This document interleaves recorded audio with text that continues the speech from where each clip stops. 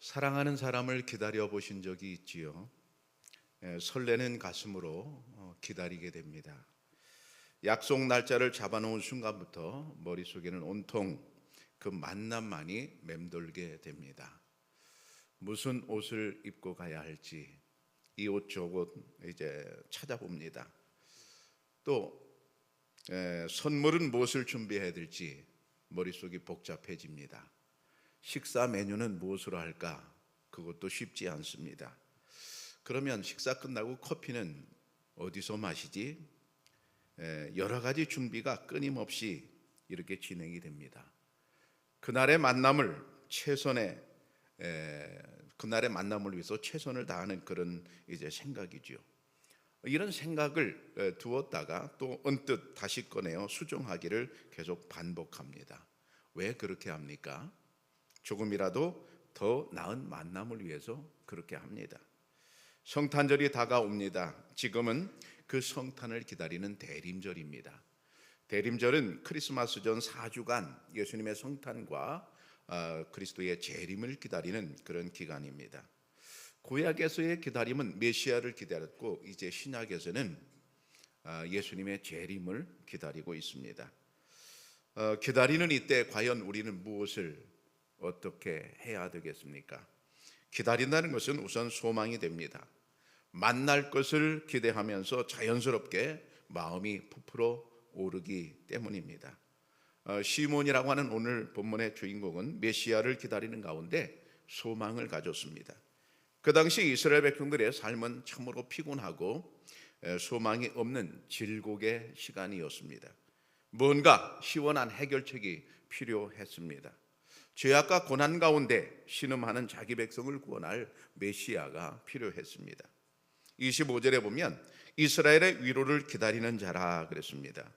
이 사람의 기도의 내용은 하나님께서 이스라엘을 좀 위로해 주시기를 그렇게 기도했다는 그런 이야기입니다. 여기서 위로라는 말은 오나이번 파라칼레오라는 말인데, 말 뜻이 참 재밌어요.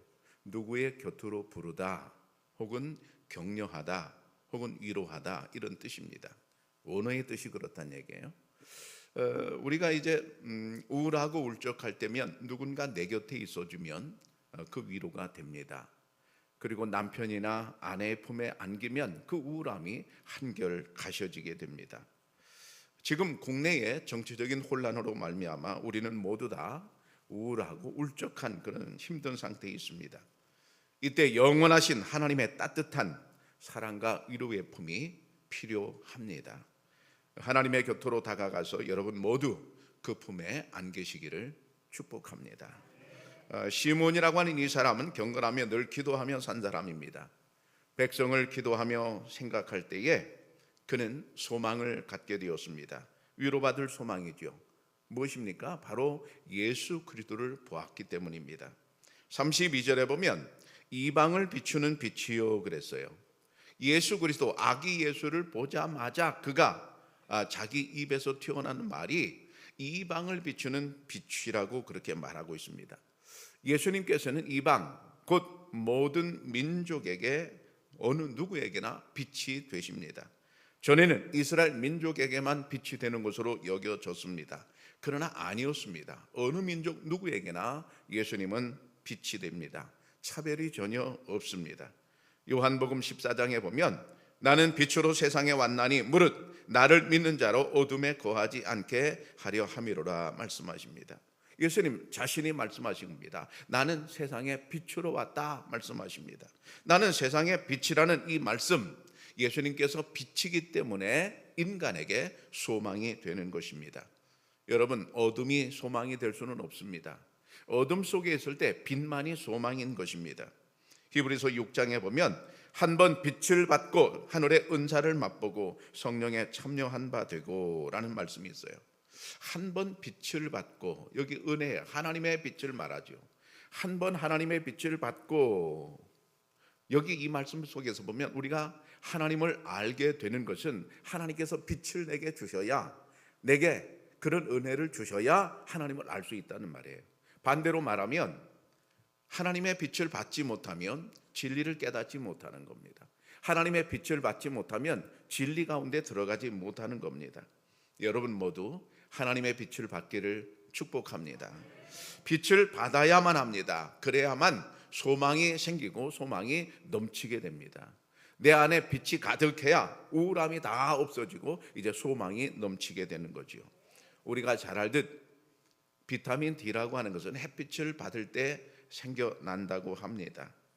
어둠이 물러가고 소망의 빛을 우리가 받을 때에 내 속에 하나님의 은혜가 넘쳐날 때 여러분 소망이 생겨나게 될 줄로 믿습니다.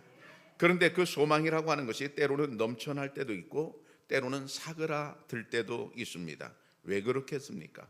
누가복음 11장에 보면 그러므로 내 속에 있는 빛이 어둡지 아니한가 보라 그러셨습니다. 우리 속에 빛을 받았는데 그냥 빛이 가만히 있는 게 아닙니다. 그게 때로는 어두워진다 그런 얘기예요.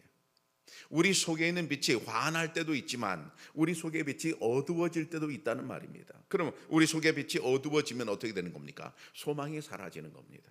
평안도 사라지는 겁니다. 근데 우리 안에 빛이 가득하면 저절로 내 안에 소망이 생기는 겁니다. 그리고 내 안에 평안이 오는 겁니다. 여러분 안에 빛이 어두워지지 않기를 바랍니다.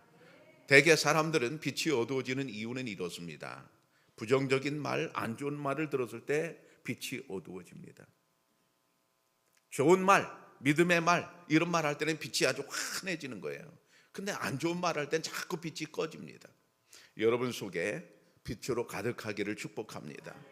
그리스도의 빛으로 가득하면 결과가 있는데 어떤 결과가 오는가? 오늘 말씀 보면 평안의 결과가 옵니다. 평안. 캄캄한 감옥에 있던 죄수가 석방되어 밖으로 나왔습니다. 따뜻한 봄날이었습니다. 담벼락에 이렇게 기대어서 그 햇빛을 이제 쬐게 되면 그렇게 편안할 수가 없겠지요. 깜깜한 감옥 속에서는 평안이 없었습니다. 거기선 불안했습니다. 그런데 밖에 나와서 따뜻한 봄볕을 쬐고 있으면 그렇게 편안하겠지요. 그 자체가 평안이지요. 빛은 사람들에게 평안을 줍니다. 오늘 시몬은 이렇게 말해요. 29절에 보면 주제여 이제는 말씀하신 대로 종을 평안히 놓아주시는도다. 지금 자기가 평안하게 되었다는 거예요. 그동안 신경 쓰고 안달하던 모든 염려에서 다 해방되어서 이제는 자유와 기쁨을 맛보게 되었다는 그런 말입니다. 그러면 시몬이 어떻게 평안을 얻게 되었을까? 이제 궁금해지는 겁니다. 시몬이 어떻게 평안을 이제 얻게 되었을까? 그의 기도에서 대답이 나옵니다. 그는 이렇게 기도해요. 주제여 이렇게 말합니다. 주제여. 이 주제여라는 말은 원어의 데스포타라는 말인데 소유주라는 말입니다. 소유주. 여러분 우리가 이제 옛날에 종과 그 주인이 있을 때 이 종의 모든 것, 생명까지도 모든 것이 다 주인의 소유였어요. 그 주인은 소유주가 되죠.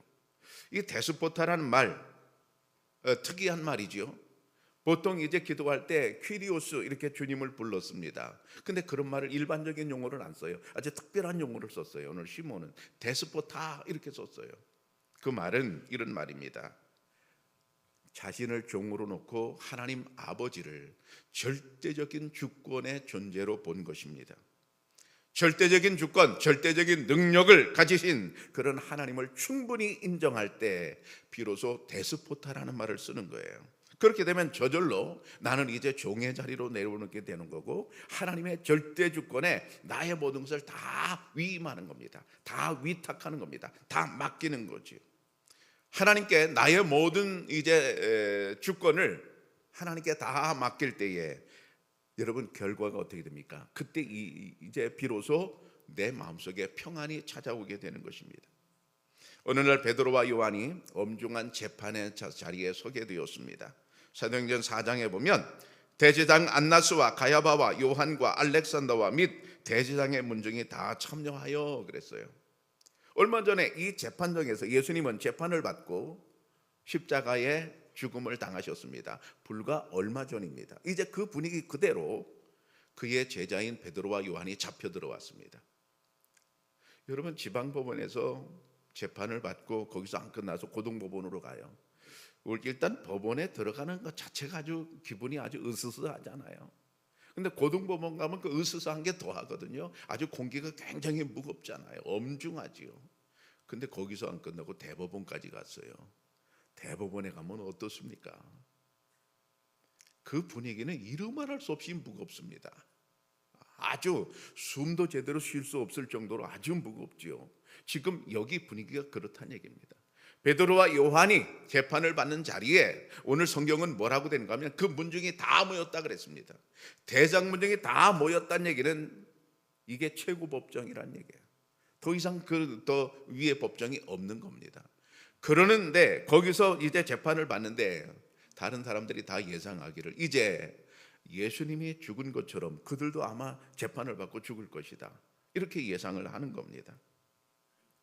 그러면 교회에서는 어떻게 할까요? 그때 처음 교회가 만들어졌는데 예루살렘 교회에서는 그때 담임 목사가 베드로였는데 담임 목사님을 위해서 기도하지 않겠어요? 울면서 기도하지 않겠어요? 하나님, 우리 담임 목사님을 살려주세요, 뭐 그렇게 기도하지 않았겠어요? 그렇게 열심히 기도하고 있는데 놀랍게도 베드로와 요한이 석방이 되었습니다. 그리고 그 자리에 오게 되었습니다. 그리고 그들이 하는 기도가 사도행전 4장에 나옵니다. 이렇게 되어 있어요. 그들이 듣고 한 마음으로 하나님께 소리를 높여 이르되 대주제여 천지와 바다와 그 가운데 만물을 지으신 이시여. 여기서도 하나님이여 이렇게 기도 안 해요. 대주제여 이렇게 하나님을 불러요. 근데 글자가 저렇게 돼 있어요. 데스포타. 아까 그 글자가 똑같은데 한 가지가 다르지요? 앞 글자가 다르지요? 여기는 세모처럼 돼 있습니다. 그 세모가 아니라 글자거든요. 헬라어로 델타라는 말인데 지금 저것은 대문자고 아까 것은 이렇게 생긴 것은 소문자예요. 똑같은 말이죠. 그러니까 여기서 데스포타라고 대문자를 썼다는 얘기는 이런 얘기입니다. 이런 느낌을 우리가 알아야 돼요. 하나님께 우리 담임 목사님 살려다고 애써서 기도했는데 담임 목사님 석방돼서 나와서요. 깜짝 놀랐어요. 그 놀람의 의미가 뭐겠어요?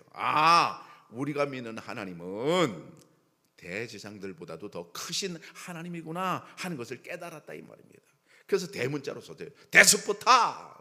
하나님께서 절대 권력을 갖고 계시구나, 절대 주권을 갖고 계시구나, 그 절대 주권 앞에는 대지상도 다 소용없구나, 이것을 이제 마음속에 깨달았다 이 말입니다. 그래서 대주제여라고 하나님을 이제 지칭하게 되었습니다. 창조주 하나님의 권능을 믿고 그들은 그렇게 기도했고 응답을 받았습니다. 그러니까 여기서 볼 때 그 데스포타 하나님은 인간하고는 차원이 다른 거죠. 인간하고는 비교할 수 없지요. 인간하고 비교 대상이 될 수가 없는 존재입니다. 그럼 여기서 중요한 게 있어요.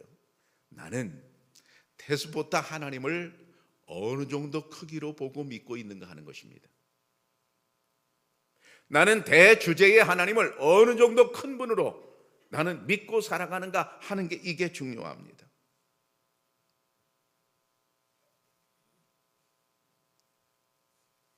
내가 하나님을 믿는데 어떤 사람은 큰 하나님으로 하나님을 믿고 어떤 사람은 크지 않고 작은 하나님으로 하나님을 믿고 있을 수 있다 이 말입니다. 이게 굉장히 중요한 문제입니다. 우리가 하나님을 믿는다 이게 중요한 게 아니라 하나님을 어떤 분으로 믿느냐 이게 중요한 거예요. 여러분, 우리가 세상 살아가면서 가장 아주 평화스럽고 가장 예쁜 그런 그림이 있다면 갓난아이가 엄마 품에서 젖을 먹고 배가 불러서 젖을 이제 끊고 젖을 빼고 잠들어 있는 모습입니다. 배가 잔뜩 불러요. 이제 아무 걱정 없어요.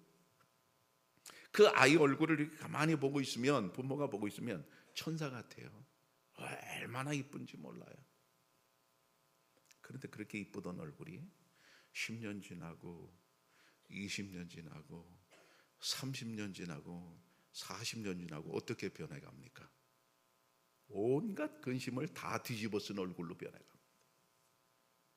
그렇게 천진난만하고 예쁘고 평안하던 얼굴이 온데간데 없이 사라지고 세상 모든 근심을 다 혼자 짊어진 것 같은 그런 얼굴로 이제 변해갑니다. 왜 그렇게 다를까요? 이것과 이것이 왜 그렇게 다를까요? 다른 점이 무엇일까요? 갓난 아이는 100% 자기가 하는 일은 없어요. 전부 엄마를 의지합니다. 심지어 똥을 싸도 자기는 책임 없어. 오줌을 싸도 자기는 책임 없어. 아무렇게나 해도 엄마가 100%다 해결해 주시는 거예요. 그러니까 전적으로 엄마한테 의지하는 거예요. 전적으로 엄마한테 의지하는 이 아가는 평안이 그냥 있는 겁니다.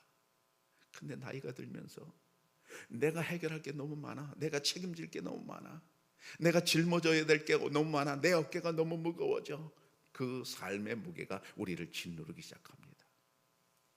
그러면 우리 얼굴이 변하는 거죠. 내가 책임지는 게 많아질수록 내 얼굴은 변하는 거죠. 걱정과 근심에 쌓이는 거죠. 그러면 여러분 해결할 길이 무엇입니까? 전능하신 하나님께 나의 모든 삶을 맡기는 것입니다. 어린 아이처럼, 엄마에게 맡기는 아이처럼 우리의 모든 근심과 걱정, 문제들을 하나님께 다 맡기고 주님의 말씀대로 우리가 순종하며 간다고 한다면 여러분 우리 얼굴은 달라질 줄로 믿습니다. 믿음의 크기에 따라서 결국 평안이 달라집니다. 하나님을 내가 어떤 크기로 믿느냐에 따라서 평안의 크기가 달라진다 이 말입니다. 절대적인 하나님으로 믿는다면 그 사람에게는 평안이 올 것이요, 반대로 작은 하나님으로 믿는다면 교회를 다녀도 여전히 불안할 것입니다. 나는 교회 다니면서 평안하고 좋은 상태로 교회를 다니는가, 아니면 늘 불안한 상태로 교회를 다니는가? 그 차이는 뭐예요? 내가 하나님을 어떤 하나님으로 아느냐의 차이란 말입니다. 여기 하늘나라에서의 소리를 들어보십시오. 요한계시록 6장에 보면 큰 소리로 불러 이르되 거룩하고 참되신 대주제여, 땅에 거하는 자들을 심판하여 우리 피를 갚아주지 아니하시기를 어느 때까지 하시려 하나이까. 천상에서 천사들이 노래를 부르는 겁니다. 하나님을 찬양하는 겁니다. 근데 그때 무슨 말을 써요? 데스포타라는 말을 써요. 대주제여, 하나님을 찬양해요. 여러분 우리가 천국 가기 전에 꼭 한 단어는 외우고 가야 될 게 있어요. 바로 이 단어입니다. 우리도 그렇게 할 거 아니에요. 이 데스포타라는 말이 들리는 곳이 천국입니다. 데스포타라는 말이 들리는 곳이 평안입니다. 반대로 이 소리가 없어지면 그것은 지옥입니다. 여러분 개인이나 가정에서도 그렇습니다. 하나님의 절대적인 존재가 가정이나 개인에 살아있다면 그곳은 평안이고 천국으로 변할 것입니다. 아무리 환난이 깊다고 할지라도 선하신 하나님, 토부의 하나님을 믿고 그 믿음으로 평안할 수 있는 것입니다. 이런 믿음이 여러분에게 가득하기를 축복합니다. 이런 평안의 근거가 무엇입니까? 바로 구원입니다.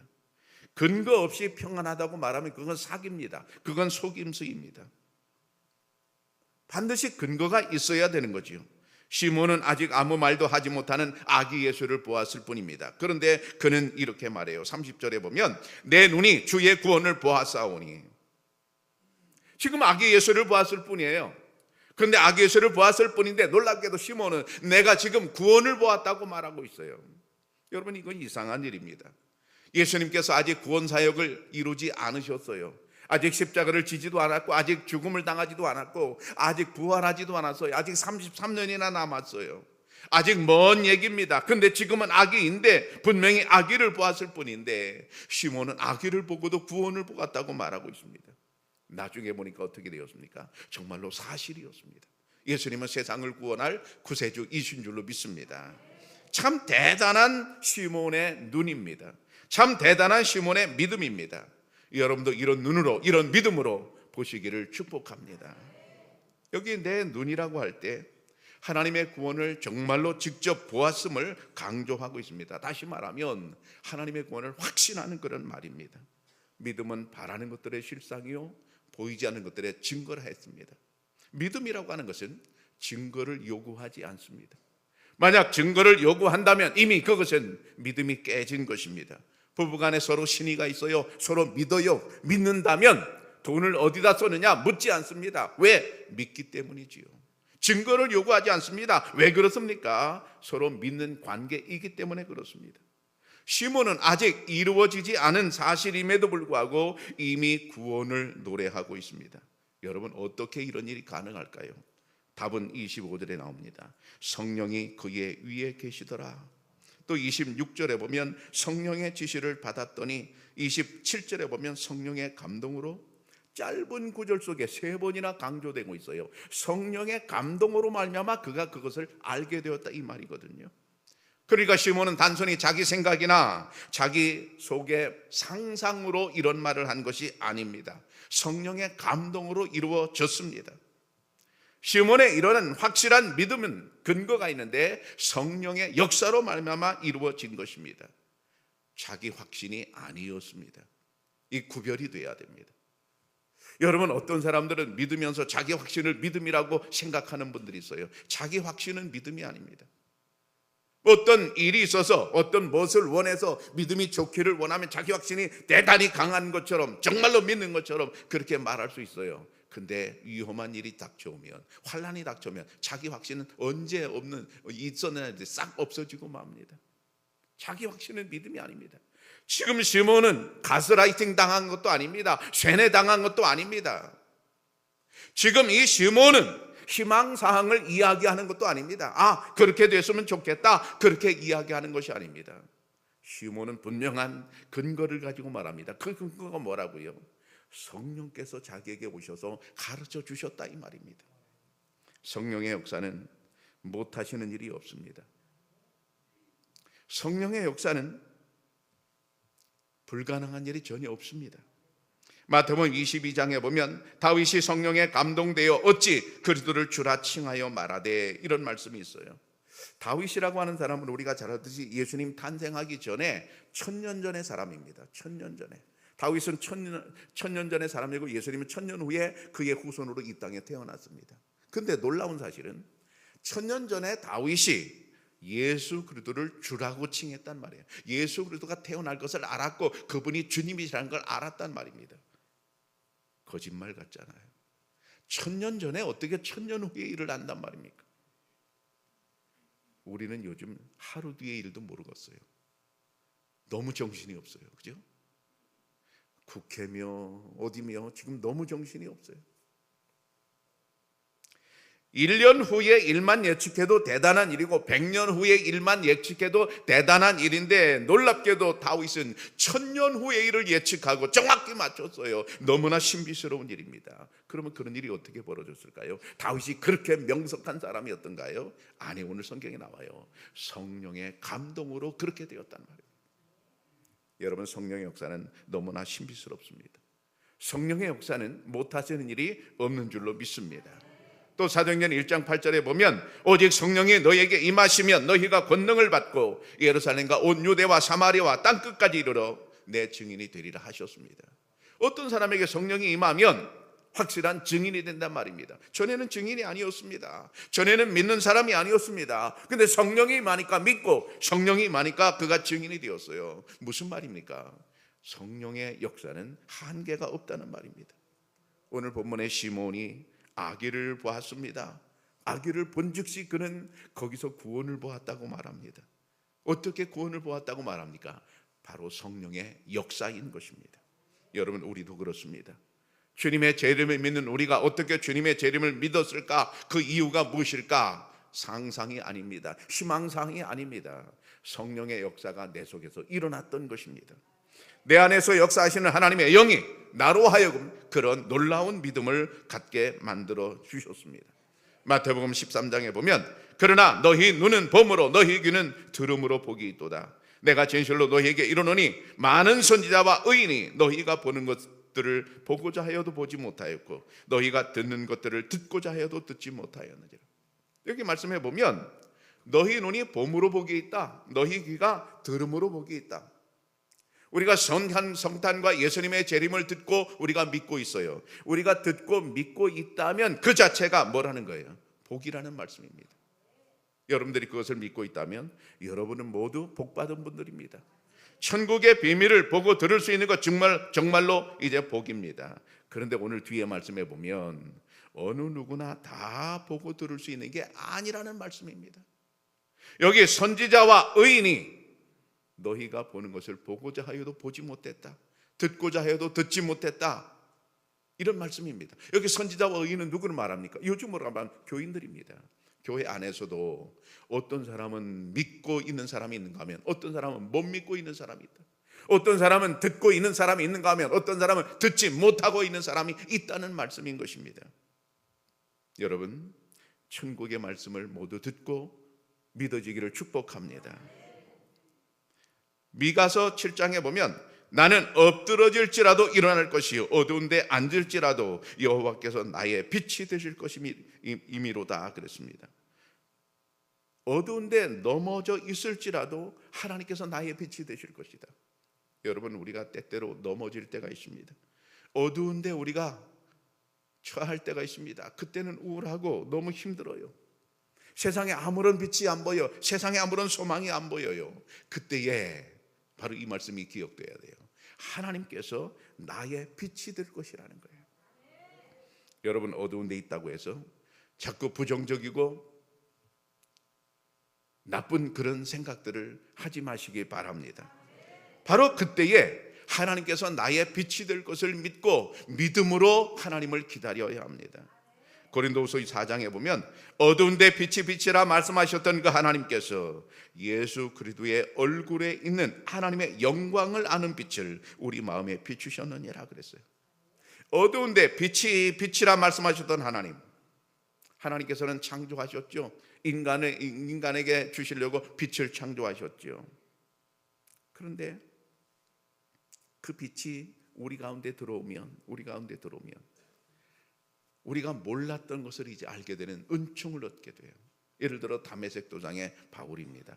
바울이라는 이 사나이가 예수 믿는 사람들을 잡아다 죽이려고 체포하러 이제 다메섹으로 가고 있었습니다. 다메섹으로 가고 있는 중에 놀라운 일을 이제 만나지요. 부활하신 예수님이 현장에 나타나십니다.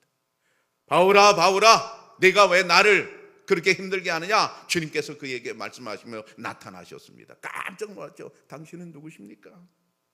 내가 박해하는 예수라. 주님께서 예수님을 이름을 나타내 주셨습니다. 그러는 가운데 무슨 일이 벌어졌습니까?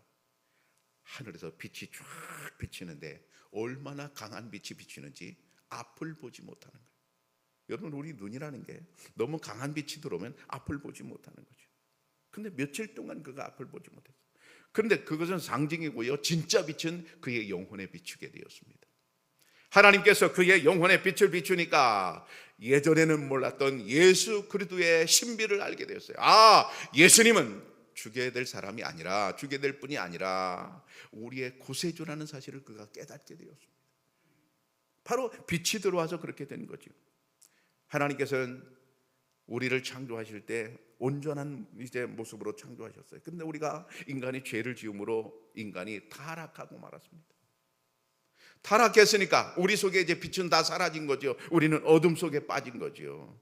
그런데 예수 그리스도를 이 땅에 다시 보내시고 성령의 빛을 다시 보내심으로 말미암아 우리 속에 영혼을 다시 살리셨습니다. 다시 말하면 원래 창조하신 하나님이 망가졌던 우리를 재창조하신다 이 말입니다. 하나님께서는 우리에게 빛을 보내어서 우리를 재창조하셔서 원래의 모습으로 우리를 회복시키시는 줄로 믿습니다. 바로 그 말씀이 오늘 여기 나오는데 예수 그리스도의 얼굴에 있는 하나님의 영광을 아는 빛이라고 그랬어요. 예수님의 얼굴에 있는 하나님의 영광을 아는 빛이 아기 예수께 있는 겁니다. 그것을 시몬이 봤다는 얘기예요. 놀라운 일이죠. 예수 그리스도의 얼굴에 있는 빛, 시몬은 지금 아기 예수님이지만 그분에게서 구원의 빛을 보았고 결국 이 빛이 시몬에게 소망이 되었고 시몬에게 평안이 되었고 시몬에게 구원이 되었습니다. 아직 예수 그리스도의 재림은 이루어지지 않았습니다. 우리는 지금 예수님의 초림과 재림 사이에서 살고 있습니다. 언젠가는 예수님이 재림하실 때인데 성령의 감동으로 예수님의 구원의 빛을 받아 여러분 구원을 보고 구원을 확신하며 그 믿음으로 살아가시기를 바랍니다. 사랑하는 청양교회 성도 여러분, 성탄절을 기다리며 준비하는 우리에게 필요한 것이 무엇일까요? 성령의 감동으로 구원의 빛을 보시기를 바랍니다. 우리의 시민권은 하늘에 있습니다. 우리는 천국의 시민입니다. 천국의 시민으로서 하나님이 주시는 빛을 받아 구원과 소망과 평안 가운데 살아가시기를 축복합니다.